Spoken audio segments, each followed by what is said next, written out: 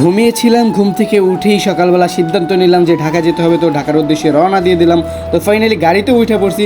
তো আস্তে আস্তে দুপুর হয়ে গেল, তো কিছুক্ষণ অপেক্ষা করে লাঞ্চ করে নিলাম, তো ঢাকা এসে পৌঁছে গেলাম।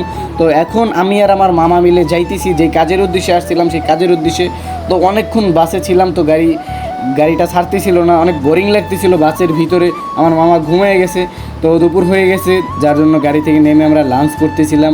দুপুরবেলা কিছু খেয়ে তারপরে দেন আমরা মার্কেটের উদ্দেশ্যে রওনা দিব। চলো লেটস গো, মার্কেটে যাওয়া যাক। আর মার্কেটে যেয়ে আমরা কেন গেলাম, কী কেনাকাটা করলাম, অবশ্যই তোমাদের সাথে শেয়ার করব।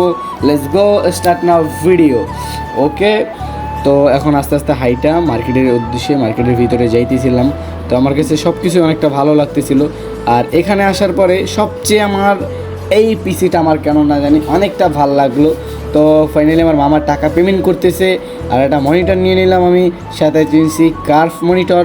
তো গাইস সব কিছু কথাবার্তা সব কিছু ডান।